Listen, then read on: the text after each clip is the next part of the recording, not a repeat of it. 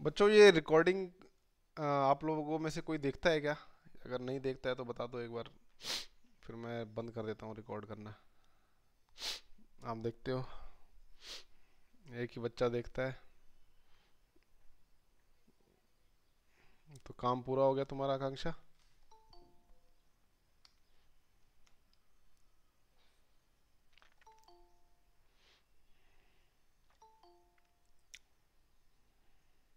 चलो भाई। तो देखिए, अभी तक हमने क्या क्या सीखा था इस चैप्टर में, जल्दी बताओ क्या क्या सीखा था।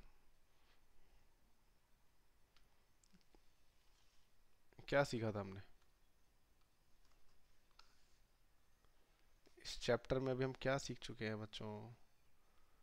यहाँ पे देखिए, एक लाइन बनाई है, एक रे बनाई है। यहाँ पे ये दो एंगल्स बना रहा हूँ मैं। ये दोनों एंगल्स को हम क्या कहते हैं?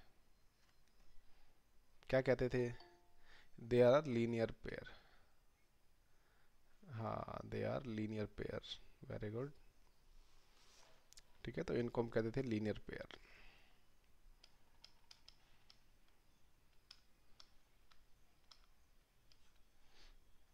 ठीक है, लीनियर पेयर हो गया ये।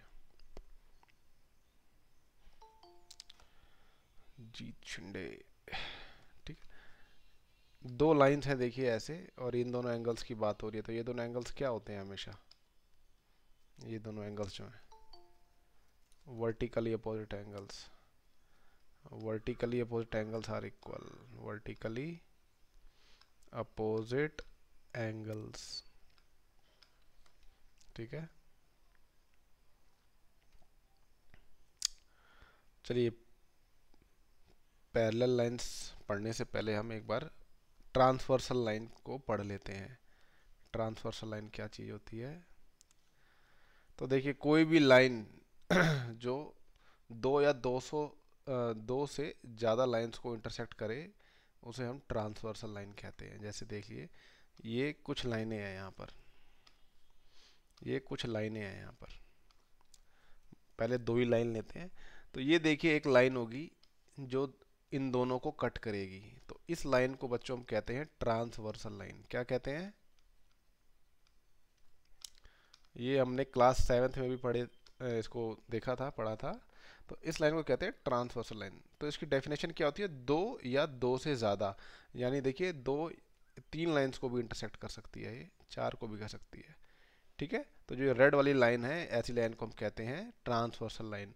एक तरह से इसको तीर कह लो कि ये सबको भेदता हुआ जा रहा है। ठीक है, ट्रांसवर्सल लाइन इसको कहते हैं। अच्छा, 29 बच्चे ही आए हैं बस, वेरी गुड। तो अब ये देखिए, अच्छा, पैरेलल लाइंस क्या होती हैं वो बता दो एक बार। What are parallel lines? ये दोनों lines. Hmm a line which lines which do not intersect. तो ठीक है जी। चलिए, तो ये देखिए, लाइन एल है, वैष्णव थोराट। ये लाइन एल, एम और ये एन है। तो इनमें से ट्रांसवर्सल लाइन कौन सी है?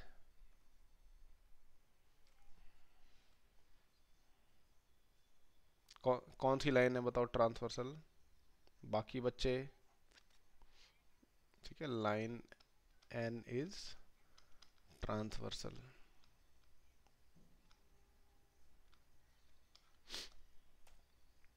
ठीक है, अब देखिए, यहाँ पे देखिए दो लाइंस दी हुई हैं आपको। ठीक है, ये दो लाइन दी हुई हैं, एक एम और एक ये एन। और यहाँ पे ट्रांसवर्सल लाइन कौन सी है, क्या नाम है उसका? ट्रांसवर्सल लाइन, एक बार रुकिए, यहाँ पे रिकॉर्डिंग नहीं हो रही है शायद। अच्छा, रिकॉर्डिंग हो तो रही है अभी। चलिए, एक बार देखते हैं कि फाइनल उसमें आती है नहीं आती। प्रथमेश पंसारी। ठीक है, तो ये देखिए दो लाइंस हैं। तो अब ये देखिए, जो बाहर के ये एंगल्स हैं, हाईलाइट कर रहा हूँ मैं, देखिए ये बाहर वाले एंगल्स को कहते हैं हम एक्सटीरियर एंगल्स, जो बाहर बाहर है। देख रहे हो, जिनको मैंने हाईलाइट किया है, ये लाइन के बाहर है, तो इनको हम एक्सटीरियर एंगल कहते हैं, एक्सटीरियर एंगल। तो कौन कौन से, जरा नाम बताओ एक्सटीरियर एंगल्स कौन कौन से बाहर हैं। एंगल 1 है एक तो, और कौन सा एंगल 1 बाहर है, सॉरी एक्सटीरियर एंगल कौन कौन सा।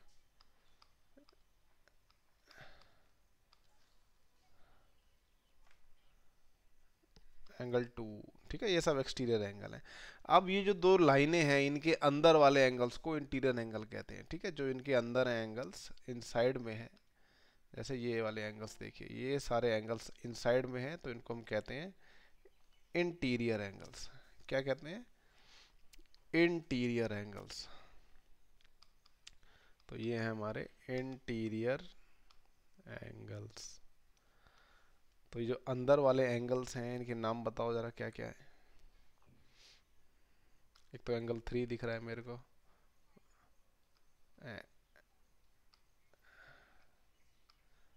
ठीक है, एंगल 6, ठीक है, तो ये सारे एंगल हैं।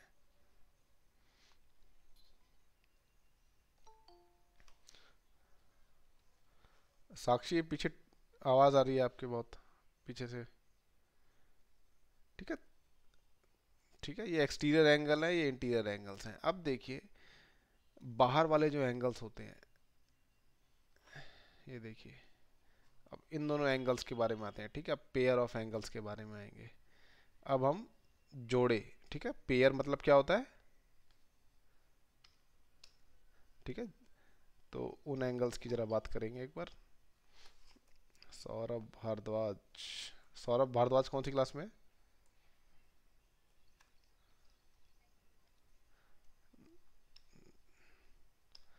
ठीक है, अब ये देखिए दो जोड़े एंगल। अब ये देखिए एंगल 2 और एंगल 6 की बात करते हैं, तो एंगल 2 और एंगल 6 को हम क्या कहेंगे,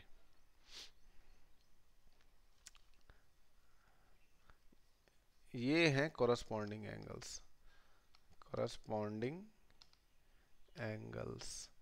देखिए ये तभी इक्वल होंगे, स्पेलिंग गलत हो गई, ये तभी इक्वल होंगे अगर m जो है n के पैरेलल है, ठीक है, तभी ये इक्वल होंगे। अच्छा तो बताओ क्या यहाँ पे दिखाई दे रहा है ये m और n पैरेलल होंगे, लग रहा है आपको, लग रहा है क्या? तो है, तो यहाँ पे अभी सिर्फ हम पेयर लिख रहे हैं तो बस चुपचाप ऐसे लिख देंगे एंगल 2 एंड एंगल 6, ये पेयर है, देखिए जोड़ा है ये। ठीक है, दूसरा पेयर क्या बनेगा करस्पॉन्डिंग एंगल्स का,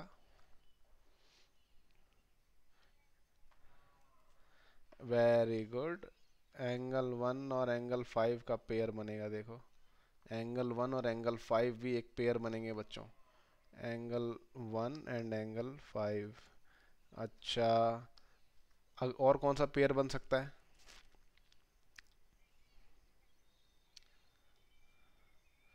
एंगल, चलो एक बार रुक जाओ, एंगल 3 का किसके साथ पेयर बनेगा,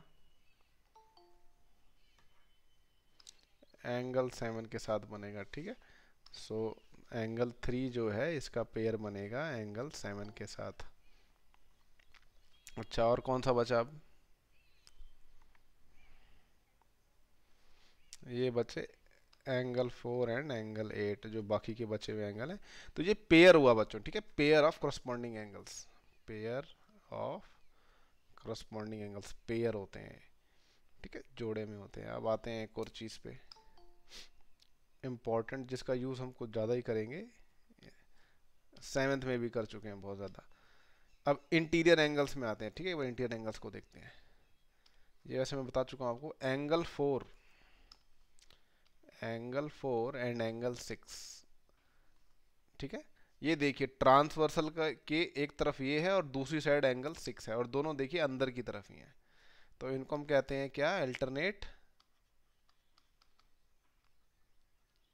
अल्टरनेट इंटीरियर। अगर ये लाइंस के अंदर है तो इंटीरियर एंगल्स, ठीक है, पेयर लिखेंगे, pair of alternate interior angles.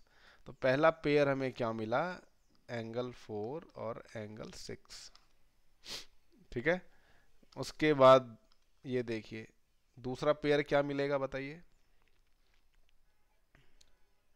Angle 3 और एंगल 5 का मिलेगा ये पेयर, ठीक है, दूसरा पेयर क्या आएगा, ये देखिए हमारा एंगल 3 और एंगल 5 का। उसके बाद देखिए अल्टरनेट एक्सटीरियर एंगल्स भी होते हैं बच्चों, ठीक है, अल्टरनेट एक्सटीरियर एंगल्स भी होते हैं, तो ये लिखते हैं इसको लक्ष्य, ठीक है, pair of alternate exterior angles. ठीक है, अब एक्सटीरियर एंगल्स पे आते हैं। तो ये देखिए एक्सटीरियर एंगल, देखिए यहाँ पे एक्सटीरियर एंगल 2 है, तो इसका अल्टरनेट एंगल कौन सा होगा? एंगल 8 होगा। ये एंगल 2 का एंगल 8 होगा, एक्सटीरियर एंगल। ठीक है, एंगल 2 जो होगा एंगल 8 होगा। अच्छा, एंगल 1 का क्या होगा? एंगल 7 होगा। एंगल 1 का एंगल 7 होगा, एंगल 1 एंड एंगल 7। ठीक है, अब देखो बच्चों, ये जितनी भी हमने ये बात करी, ठीक है, पेयर ऑफ करस्पॉन्डिंग एंगल्स की बात हुई है ना, अल्टरनेट इंटीरियर एंगल्स की बात हुई, अल्टरनेट एक्सटीरियर एंगल्स की बात हुई। अगर, ध्यान से सुनना, अगर एम एन के पैरेलल होता तब ये सारे के सारे एंगल्स इक्वल होते, ये सारे के सारे एंगल्स एक दूसरे के बराबर होते। समझ में आई बात? ठीक है, अगर ये पैरेलल हो जाए ये लाइन, ठीक है, ये दोनों लाइंस अगर पैरेलल हो जाए एम और एन, तो ये सारे के सारे एंगल्स एक दूसरे के इक्वल हो जाएंगे। ये बस मैं आपको बताना चाहता था। ऐसा में अभिनंद बेटा माइक म्यूट कर लो।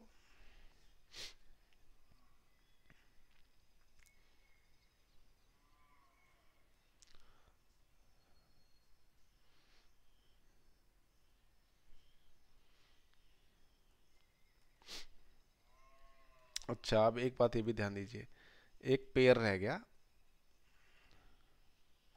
एक पेयर रह गया, थोड़ा इम्पोर्टेंट है। और ये अभी हमने यूक्लिड के 5th पोस्टुलेट में भी किया था। इन एंगल्स को क्या कहते हैं बच्चों? ये वाले जो एंगल्स हैं, क्या कहते हैं इनको? ठीक है, इनको कहते हैं interior angles on the same side of transversal. Interior angles on the same side of transversal, same side of transversal. ठीक है, यानी एंगल 4 एंड एंगल 5 ये दोनों एक ही तरफ हैं और ये अंदर की तरफ हैं। ठीक है, ट्रांसवर्सल लाइन की एक ही तरफ है, देखिए दोनों इसी तरफ हैं, और इन दोनों लाइंस के इंटीरियर में है। दूसरा क्या होगा? Angle 3 and angle 6। तो 5th पोस्टुलेट में हमने क्या सीखा था, जरा बताओ, यूक्लिड के 5th पोस्टुलेट में क्या देखा था हमने?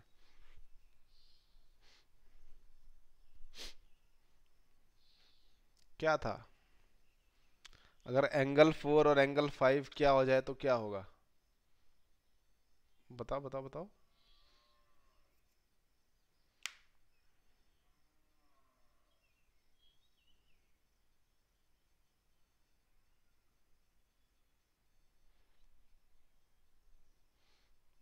अरे यार, ये थोड़ी पढ़ा था 5th पोस्टुलेट में, ये तो उसका कन्वर्स स्टेटमेंट हो गया। 5th पोस्टुलेट में क्या पढ़ा था हमने?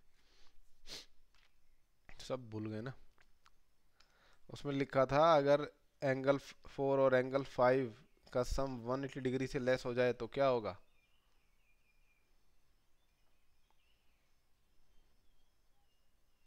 ये आगे जाके, इधर आगे जाके इंटरसेक्ट करेंगे, ये लिखा था उसमें। ठीक है, अगर एंगल 4 और एंगल 5 का सम 180 डिग्री के बराबर अगर आ जाए तो कभी मीट नहीं करेंगे एक दूसरे से, तो वो पैरेलल लाइंस हो जाएंगी। ठीक है ना, ऐसे ही 3 और 6 का भी ऐसे ही होता है। तो ये चीज़ है। तो ये जो लाइन, ये जो एंगल्स होते हैं, इनको हम कहते हैं, क्या कहते हैं? कहाँ गया मेरा? तो इन एंगल्स के देखिए दो नाम है, इसको कॉन्जिक्यूटिव इंटीरियर एंगल्स भी बोलते हैं, एलाइड एंगल्स भी बोलते हैं, और को इंटीरियर एंगल्स भी बोलते हैं। 3 नाम है जी इसका, consecutive interior angles, allied angles और को इंटीरियर एंगल्स। ठीक है, इसको अपनी बुक में हाईलाइट कर लो। और अल्टरनेट एंगल्स, देखिए अल्टरनेट इंटीरियर एंगल्स जो हैं उनको हम कई बार अल्टरनेट एंगल्स भी लिख सकते हैं। ये बुक में कह रहा है कि जो हमारे अल्टरनेट इंटीरियर एंगल्स हैं, तो शॉर्ट फॉर्म में वो क्या करेंगे, इसको डायरेक्ट ये लिख देंगे, अल्टरनेट एंगल्स लिख के छोड़ देंगे बस। ठीक है, तो आप ये मान के चलना कि वो इंटीरियर एंगल्स की बात हो रही है। चलिए, ये रेफरेंस हो गया भाई ये पूरा, मृणाल शिंदे। तो एक्सियम 6.3, एक्सियम क्या होते हैं, व्हाट आर एक्सियम्स?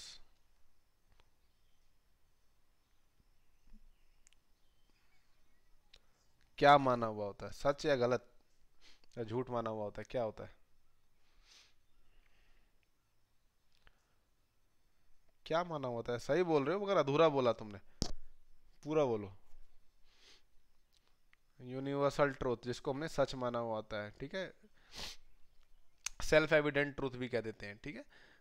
हाँ, अब ये कौन समझाएगा भाई, लिखा क्या हुआ है इसमें, क्या लिखा हुआ है, जरा समझाओ।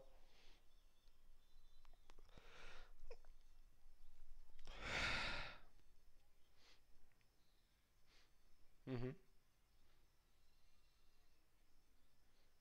अच्छा, पहले तो ये बताओ यहाँ पे ट्रांसवर्सल लाइन कौन सी है?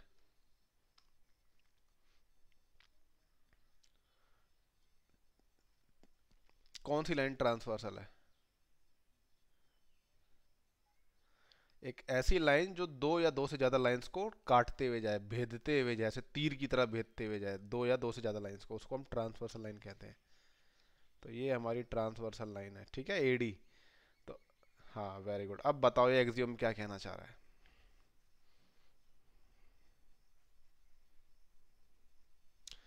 कहता है भाई, अगर ये देखो, ये लाइंस अगर पैरेलल हैं, पी क्यू, हम्म, अगर ये दोनों पैरेलल हैं तो करस्पॉन्डिंग एंगल्स बराबर होंगे। यानी देखो, इसको अगर मैं एंगल वन बोलता हूँ, इसको एंगल टू, ठीक है, तो ये एंगल वन जो है ये एंगल टू के बराबर होगा। ठीक है, ये दोनों एंगल्स का मेजर बराबर होगा। ऐसे ही एंगल थ्री और ये एंगल फोर, ये दोनों भी बराबर होंगे, इनका मेजर जो है बराबर आएगा। ठीक है, सिमिलरली हम इनकी भी यही बात कह सकते हैं, जो ये वाले एंगल्स हैं, ठीक है, और इनकी भी बात यही कह सकते हैं कि ये सारे के सारे एंगल्स होंगे। मैंने आपको बताया था, अगर ये लाइंस पैरेलल होती हैं तो करस्पॉन्डिंग एंगल्स सारे बराबर होंगे, अल्टरनेट एंगल्स सारे के सारे बराबर हो जाएंगे। ठीक है, ये बस सिंपल सा एक्सियम था। ये एक्सियम देखिए क्या कहता है, उसी का कन्वर्स है बच्चों। ये कहता है, अगर, देखिए पहले वाले में क्या लिखा हुआ था, देखिए मैं आपको समझाता हूँ। इसमें दिया हुआ था पहले, what was given, it was given that जो लाइंस थी वो पैरेलल थी, लाइंस आर पैरेलल। अगर ऐसा दिया हुआ है तो इसकी वजह से क्या होगा, करस्पॉन्डिंग एंगल्स इक्वल आएंगे, एंगल्स इक्वल होंगे। नीचे वाली स्टेटमेंट इसकी कन्वर्स है बच्चों, ये कन्वर्स है। ये कह रही है, अगर करस्पॉन्डिंग एंगल्स बराबर हैं, अगर करस्पॉन्डिंग एंगल्स इक्वल हैं, तो इसका मतलब होगा कि ये लाइंस पैरेलल है, लाइंस आर पैरेलल। समझ में पा रहे हो कन्वर्स स्टेटमेंट का मतलब क्या होता है? यहाँ पे ये दिया हुआ है बच्चों, यहाँ पे ये गिवन है, ठीक है, ये गिवन है लाइंस आर पैरेलल, तो ऐसा होगा, करस्पॉन्डिंग एंगल्स बराबर होंगे। यहाँ पे अब उसका उल्टा दिया हुआ है, लाइन पैरेलल होंगी। ठीक है, तो ये एक्सियोम इसी का कन्वर्स है, ऊपर वाले का कन्वर्स स्टेटमेंट है ये। ठीक है, कन्वर्स स्टेटमेंट है ये। तो यही चीज़ कह रहा है कि अगर ये दोनों एंगल्स बराबर हैं, ठीक है, उसी तरह देखिए अल्टरनेट इंटीरियर एंगल्स अगर बराबर हैं, अगर ये दोनों एंगल्स, अल्टरनेट इंटीरियर एंगल्स अगर ये दोनों बराबर हो जाते हैं, तो ये दोनों लाइन पैरेलल हो जाती हैं। ठीक है, तो ये देखिए सब आपको, ठीक है, अंदर से आवाज़ आनी चाहिए कि भाई ऐसे होगा, ये सवाल ऐसे होगा। ठीक है, तो ऐसे करना है हमें। अब देखिए थ्योरम 6.2 क्या समझा रही है, जल्दी से बताओ। थ्योरम 6.2 क्या कह रही है, जल्दी बताओ।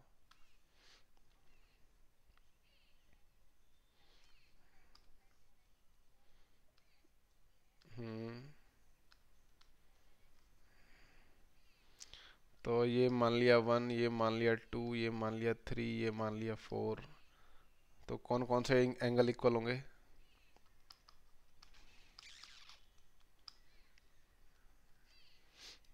कौन कौन से अल्टरनेट इंटीरियर एंगल हैं, जल्दी बताओ।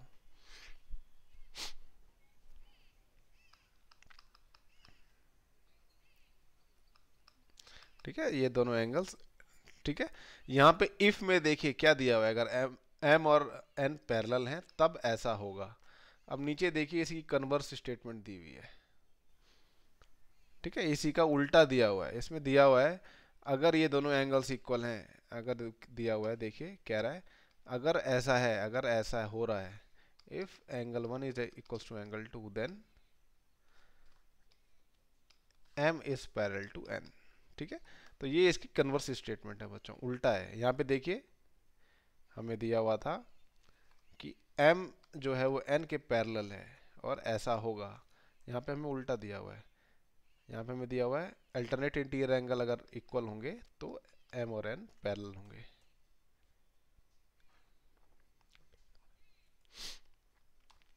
ये देखिए ये है कॉन्ट्रापोजिटिव स्टेटमेंट 6.4। ये है यूक्लिड का जो फिफ्थ पोस्टुलेट है ना, उसकी उसी की ये कॉन्ट्रापोजिटिव स्टेटमेंट है। ये समझाओ, ये सबको आनी चाहिए, कई बार आ चुकी है ये। जल्दी बताओ क्या कह रहा है ये, जल्दी बताइए। हाँ हाँ हाँ हाँ।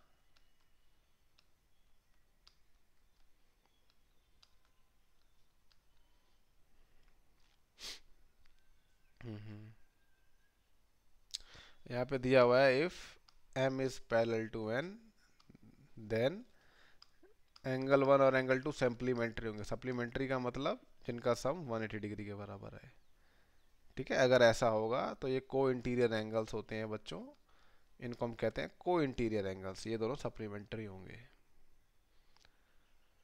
6.5 क्या कह रही है, जल्दी बताइए बच्चों, जल्दी बताइए। 6.5 में क्या लिखा हुआ है?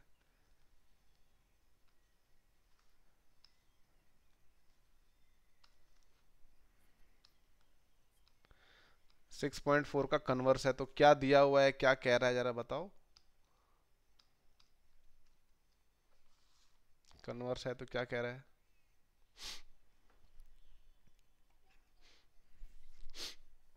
Very good, very good. कह रहा है अगर ये दोनों सप्लीमेंट्री हैं, अगर ये दोनों सप्लीमेंट्री हैं तो क्या होगा, ये दोनों लाइंस पैरेलल होंगी। ठीक है, देन ये होगा, उसी का कन्वर्स स्टेटमेंट है ये। ठीक है, तो इसको ध्यान ध्यान ध्यान से देखना और बुक में लिखते जाना। अपनी बुक में आप हिंदी में लिख लिया करो या मराठी में लिख लिया करो। ठीक है, जो भी आपको समझ में आता है हिंदी या मराठी में उसको लिख लिया करो। ठीक है, अपनी बुक में आप पेंसिल से लिख सकते हो जो जिस चीज़ से आपको समझ में आए। तो ये देखिए, अभी मान लीजिए आपके सामने ये लिखा हुआ है, देखिए अभी आप सिर्फ इतने पोर्शन को नोटिस करो। ठीक है, तो एंगल वन और एंगल टू के बारे में आप क्या कह सकते हो? अगर एल जो है एम के पैरेलल है तो एंगल वन और एंगल टू के बारे में आप क्या कह सकते हो? तो ये दोनों एंगल्स इक्वल होंगे, क्यों एंगल्स होंगे, क्यों इक्वल होंगे? करस्पॉन्डिंग एंगल्स हैं। ठीक है, करस्पॉन्डिंग एंगल्स होंगे। चलो अब इसको भूल जाओ। अब यहाँ पे दिया हुआ है m जो है n के पैरेलल है। ठीक है, इन दोनों लाइंस की बात हो रही है अब m और n की। तो इन दोनों एंगल्स के बारे में आप क्या कह सकते हो? ये भी इक्वल होंगे। अच्छा, तो क्या आप कह सकते हो कि, क्या आप कह सकते हो एंगल वन जो होगा एंगल थ्री के इक्वल होगा? और क्या आप ये कह सकते हो एंगल, क्या ये, है ना, ऑब्वियस सी बात है भाई। अगर ये देखो, मान लो, ऑब्वियस सी बात है, इट्स ऑब्वियस, रेल की पटरी वाला हिसाब है। ओके, मान लीजिए अगर ये 120 डिग्री है आकांक्षा बेटा, तो ये एंगल एंगल टू कितना हो जाएगा, है ना, 120 डिग्री ये भी हो जाएगा। और एंगल थ्री क्या हो जाएगा? है ना। तो ये दोनों भी पैरेलल हैं और ये दोनों आपस में पैरेलल हैं, तो ये दोनों भी पैरेलल हो जाएंगी, एल और एन। तो बस ये थ्योरम 6.6 यही कह रही है। Lines which are parallel to the same line are parallel to each other. ठीक है, ये लाइन अगर इसके पैरेलल है और ये वाली लाइन इसके पैरेलल है तो ये दोनों लाइंस भी आपस में पैरेलल हो जाएंगी। ऑब्वियस सी बात है ये। ठीक है, इसमें ज़्यादा वो नहीं है, ऑब्वियस चीज़ है ये। तो ये आपका जो इंट्रोडक्शन था ये ख़त्म हुआ। अब डायरेक्ट आते हैं एक्सरसाइज पर। कौन आया भाई इतना लेट? ठीक है, एक्सरसाइज 6.2 पर आते हैं बच्चों। दिख रही है एक्सरसाइज 6.2? ठीक है, तो पहले ये बताओ, मैं जितने भी ब्लैंक एंगल्स हैं ना बच्चों, जितने भी ब्लैंक एंगल्स हैं उनको मैं नंबरिंग कर देता हूँ। देखिए नंबरिंग जो होती है सबसे इजी पड़ती है पेपर में, अगर आप करो तो नंबरिंग करना प्रीफर करो। ठीक है, खाली एंगल्स की नंबरिंग करो, एंगल 1, एंगल 2, एंगल 3, एंगल 4। पहले तो मेरे को ये बताओ क्या दिया हुआ है और क्या बोला गया करने के लिए।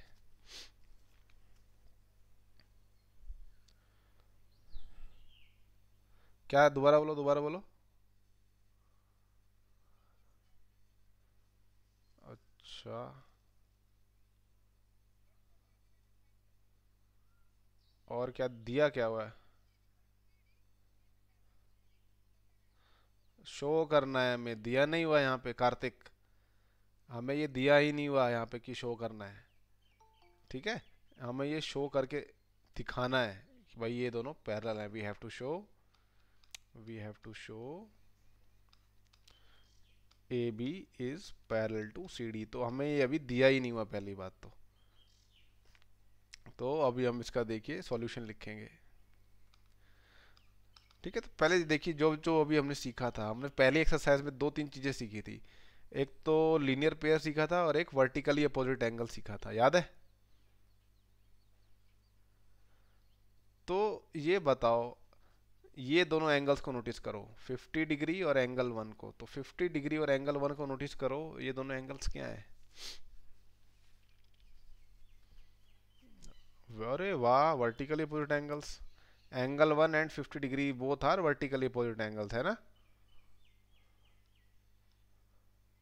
लीनियर पेयर है ये दोनों लीनियर पेयर है। ठीक है, angle 1 and 50 degree is equals to 180 degree as both are linear pair of angles। ये दोनों लीनियर पेयर हैं बच्चों। ठीक है, ऐसे मत भूला करो। तो जल्दी से इसको सॉल्व करके बताओ, एंगल 1 क्या आएगा? इस इक्वेशन को सॉल्व करिए, कितना आ जाएगा? 130 डिग्री। इससे हमें देखिए एंगल 1, ये देखिए पजल है, ये धीरे धीरे सॉल्व होती जाएगी, है ना? ये 130 डिग्री के बराबर है, इसको मैंने वहाँ पे 130 डिग्री लिख दिया अब। अच्छा, अब इन दोनों एंगल्स के बारे में आप क्या कह सकते हो? इन दोनों के बारे में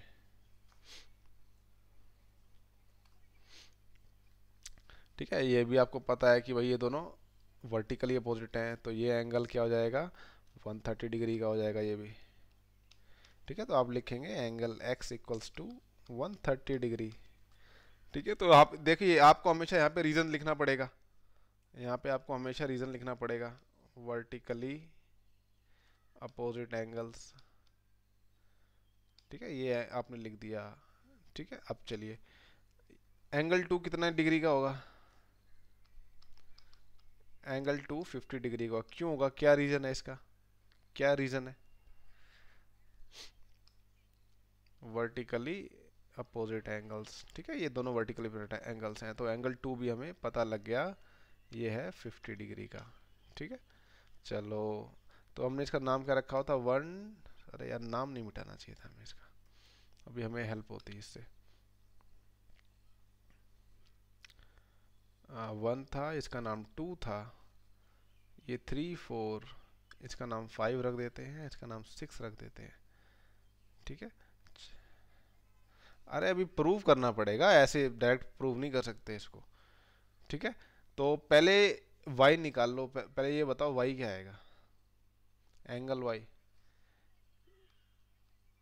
एंगल y कौन कह रहा है भाई बाई करस्पॉन्डिंग एंगल कैसे लगा दोगे यहाँ पे? वर्टिकली करस्पॉन्डिंग एंगल वाला लगेगा ही नहीं जब तक आप ये नहीं दिखाते, जब तक आप ये शो नहीं करते कि ये दोनों पैरेलल हैं। आप करस्पॉन्डिंग एंगल्स, अल्टरनेट एंगल्स, ये वाली चीज़ आप लगा ही नहीं सकते उसमें। ठीक है, तो y equals to 130 degree vertically opposite angles, तो ये भी हमें पता लग गया 130 डिग्री का है। अब देखो, अब आपको रिवर्स जाना है। ठीक है, अब आप उल्टा करेंगे, कन्वर्स करेंगे। तो यहाँ पे देखिए, आप देख सकते हो एंगल 1 और एंगल y जो है करस्पॉन्डिंग एंगल्स हैं, राइट? इसको नीचे ले आते हैं कॉपी करके, रुक जाओ।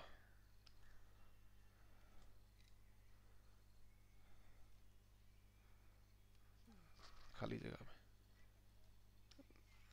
रुको यार, एक बार रुक जाओ जरा, इसको थोड़ा विजुअल कर लेते हैं। हाँ, तो देखिए, आप जानते हो एंगल वन जो है, angle one and angle Y are, क्या है वो दोनों angles? Angle one and angle Y are what? Corresponding angles,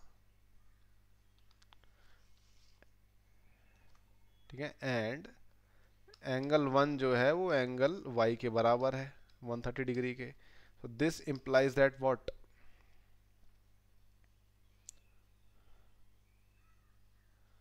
क्या इम्प्लाई करते हैं?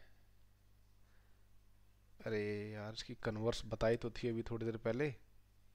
आप लोग अभी इस चीज में कंफ्यूज हुए पड़े हो कि आपको क्या दिया हुआ है और क्या शो करना है। अगर करस्पॉन्डिंग एंगल्स इक्वल हो जाएं तो आप डायरेक्टली कह सकते हो ए बी जो है वो सी डी के पैरेलल है, ठीक है। अगर ये दिया हुआ होता तो आप डायरेक्टली कह सकते थे कि ये दोनों एंगल्स बराबर होंगे। यहाँ पे उल्टा दिया हुआ है, यहाँ पे करस्पॉन्डिंग एंगल्स दिए हुए हैं कि ये दोनों इक्वल आ गए, तो आप कह सकते हो कि ये दोनों लाइंस पैरेलल हैं, ठीक है। तो ये प्रूव हो गया। आप लिखोगे if corresponding angles are equal, angles are equal, then lines are parallel. ये रीजन दिया है हमने। हमने थ्योरम कौन सी यूज करी है, उसका नंबर देखिए, कुछ होगा उसमें। नहीं, एक्सियम यूज किया हमने, एक्सियम 6.4 यूज किया क्या? देखो एक बार बुक में, देखो एक बार, एक्सियम 6.4 यूज किया क्या हमने?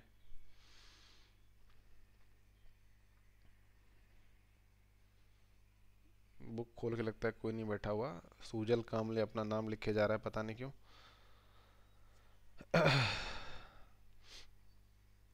कौन सी थ्योरम यूज हुई, एक्सियम यूज हुआ है इसमें? 6.3 यूज हुआ है कि 6.4 यूज हुआ है?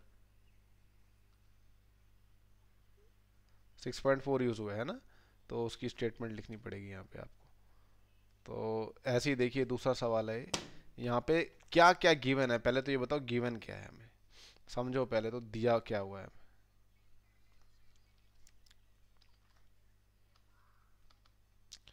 It is given that A B C D के पैरेलल है, ठीक है, और सी डी जो है वो ई एफ के पैरेलल है। तो क्या मैं कह सकता हूँ कि ए बी जो है वो ई एफ के भी पैरेलल होगा?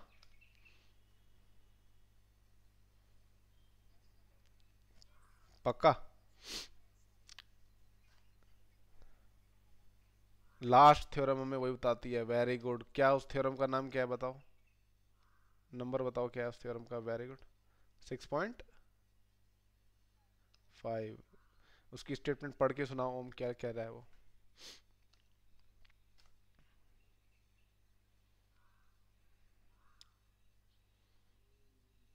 बताओ बताओ।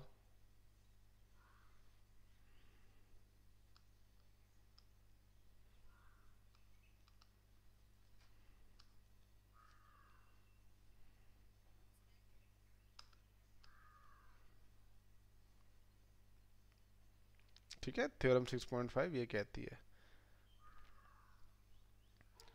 तो थ्योरम 6.5 से हम ये दिखा सकते हैं, ठीक है। यहाँ पे हमें क्या करना है, फाइंड वैल्यू ऑफ एक्स। तो सॉल्यूशन देखिए क्या होगा, सॉल्यूशन पे देखिए सभी। तो चलिए, गायब हो गया।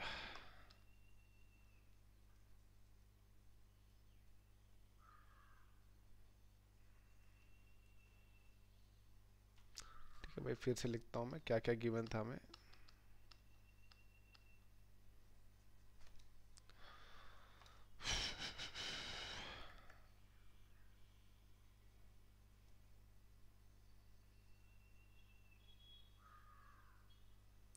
रुपेश बर्थडे, बेटा क्या दिक्कत आ गई? रुपेश बर्थडे,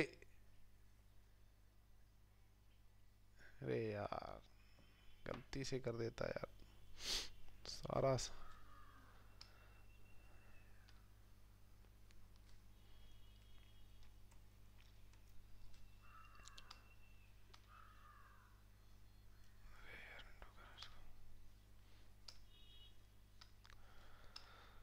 तो ठीक है, A B is parallel to C D हमें गिवन था, ये मिट गया। ठीक है, और आपको दिया था सी डी जो है ई एफ। तो थ्योरम 6.6 कह रहा है हमें to find, we have to find X. तो आप लिखेंगे बाय थ्योरम 6.6, उसकी स्टेटमेंट आपको लिखनी पड़ेगी बच्चों। ठीक है, स्टेटमेंट यहाँ पे पूरी लिखनी पड़ेगी। आप कह सकते हो ए बी जो है वो डायरेक्टली पैरेलल है ई एफ के, डायरेक्ट आप कह सकते हो ये दोनों पैरेलल होंगे। अच्छा, तो एंगल एक्स और एंगल वाई आपको दिया हुआ है बच्चों, it is given that, it is given, ठीक है, लिखने की जरूरत नहीं है, ज़्यादा लिखना नहीं चाहिए हमें। तो it is given that A B is parallel to all, ठीक है, सी डी। तो आप एंगल एक्स और एंगल वाई के बारे में क्या कह सकते हो? ये कौन से एंगल्स हैं ये दोनों? एंगल एक्स और एंगल वाई कैसे एंगल्स हैं? को इंटीरियर एंगल्स हैं, राइट, दीज आर को इंटीरियर एंगल्स। तो जब ये दोनों लाइंस पैरेलल होती हैं तो को इंटीरियर एंगल्स क्या होते हैं?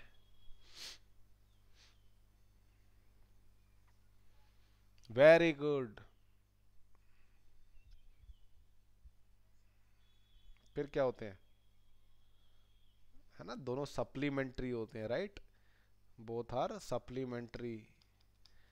ठीक है, यूक्लिड का फिफ्थ पोस्टुलेट कितनी बार बता चुका हूँ, उसी से आया ये। ठीक है, दोनों के दोनों सप्लीमेंट्री होंगे इफ, ठीक है। तो ये आपको यहाँ से एक रिलेशन मिल गई। अच्छा, अभी हम इसको लिख देते हैं 1, इसको हम नीचे लेके आते हैं, रुको।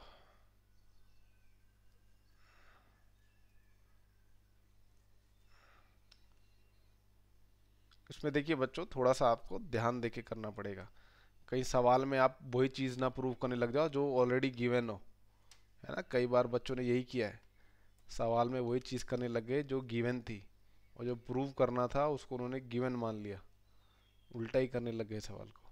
तो ऐसे बैक फायर नहीं करना है हमें उल्टा। अच्छा, it is also given that C D is parallel to E F, ये भी गिवन हुआ है। तो आप एंगल वाई और एंगल जेड, इसके बीच में कोई डायरेक्ट रिलेशन बना सकते हो क्या?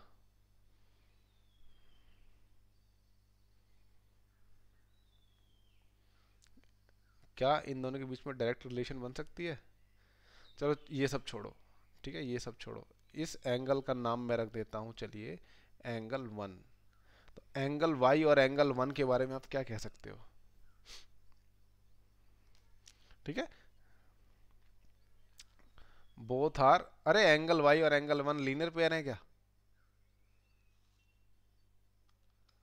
Angle 1 is equals to angle Y, ठीक है, because they are corresponding angles, corresponding angles, ये दोनों करस्पॉन्डिंग एंगल्स हैं।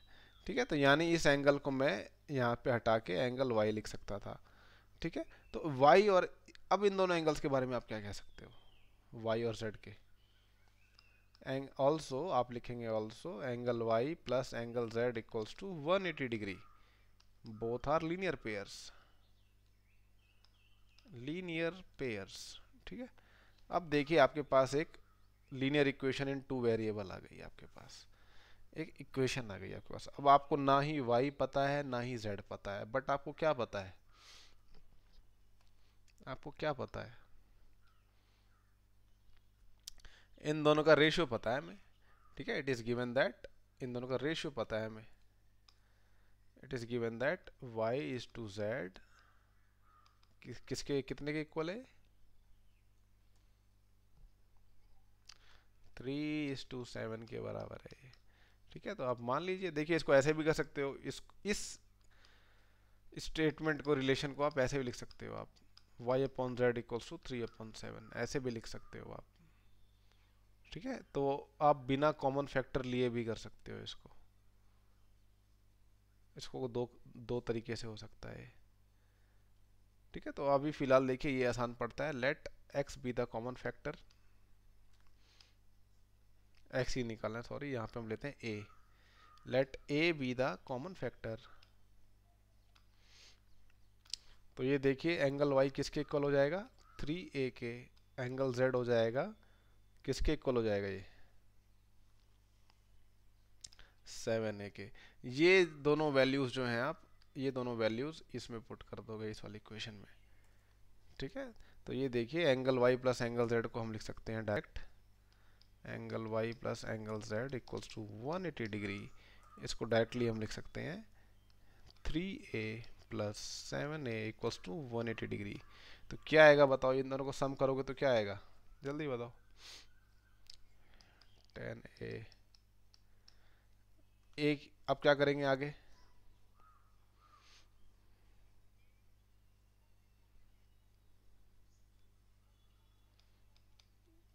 डिवाइड करेंगे, मल्टीप्लाई नहीं करेंगे। We will divide both sides by 10, okay, so that this 10 will cancel out.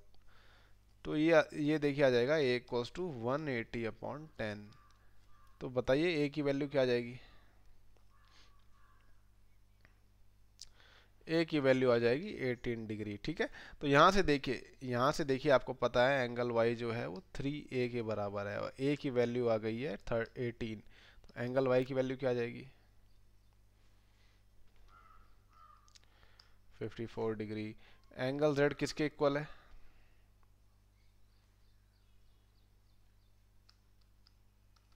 तो 7 मल्टीप्लाई बाई 18 डिग्री हो जाएगा ये।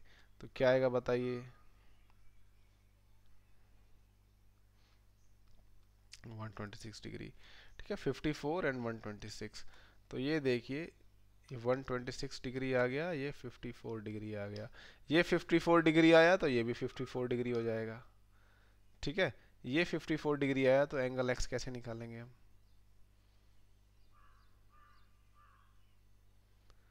ठीक है, आपको पता है कि ये दोनों को इंटीरियर एंगल है। देखिए ये रिलेशन हमारे पास ऑलरेडी आई हुई है, ये वाली जो रिलेशन है हमारे पास ऑलरेडी आई हुई है।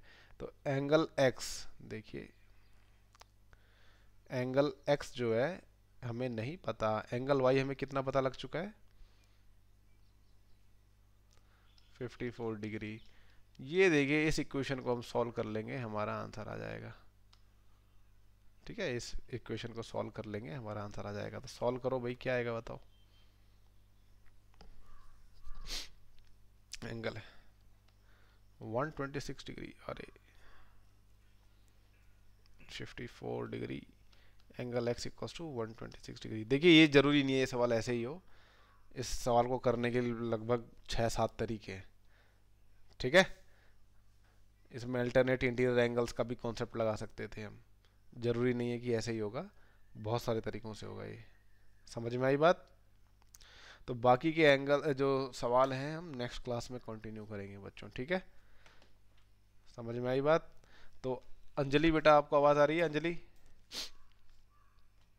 बेटा, एक बार अपने क्लास के बच्चों के नाम लिख लो जो जो आए हुए हैं, और 9th ए वाले बच्चों आप मेरे को अपने नाम बताओ फटाफट। अदिति बुगड़े, हाँ चलो, ज्योतिरादित्य, सुजल कामले। बेटा सुजल अपना नाम क्यों लिखते रहते हो बेटा, सुजल है, सुजल सुजल अपना नाम क्यों लिखते रहते हो बेटा। अच्छा एक ही बार लिखा था, ठीक, कॉपी बनाई है कि नहीं बनाई है मैथ की, है सुजल, कॉपी की पीडीएफ बना के भेजो मेरे को, ठीक है, कॉपी की पीडीएफ बनाओ। आकाश चौहान, और कौन है, आकांक्षा सांगले, वंदना यादव, सृष्टि पोखरियाल, ओम बेरड़, सौरभ केदारे। बेटा कॉपी बना के भेजो, सौरभ, सौरभ केदारे बेटा कॉपी बना के भेजो।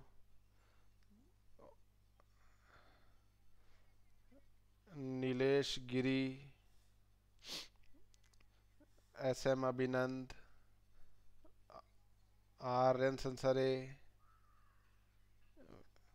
विनय सिंह, अभिनव जाधव, एस लक्ष्या, संचिता, साक्षी, कुणाल, अंकिता मिश्रा। चैताली बेटा आज आप पहली बार आई हो ना क्लास में, पहले कितनी बार आई हो बेटा क्लास में आप, कॉपी की पीडीएफ बना के भेजो आप, हर पेज पे आपका नाम लिखा होना चाहिए। ठीक है।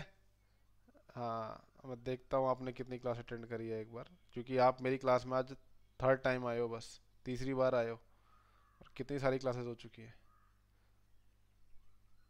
और कौन है बच्चों, नाम बताओ। हाँ बोलिए। तन्मय, सगर। एक बार बेटा अटेंडेंस हो जाने दो फिर आप पूछना। ठीक है, एक बार सबको नाम बता लेने दो। और कौन रह गया? गणेश। आप नए बच्चे आए हो क्या? गणेश। क्या नाम है बेटा आपका पूरा? गणेश। ठीक है। गणेश। एक बार रुक जाओ। गणेश। गणेश नाइन्थ बी का है क्या? अरे बेटा नाइन्थ ए की हो रही है, क्या कर रहे हो? चलो। अंजलि, गणेश का नाम लिख लो। और कौन है?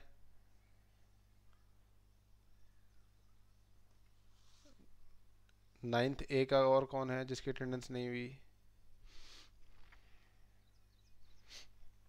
खुशी सिंह। नेक्स्ट।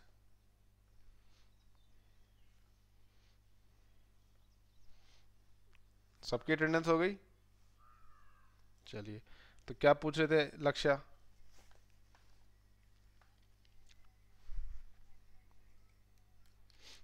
कौन सा बताओ, प्रेजेंट करो स्क्रीन, क्वेश्चन दिखाओ।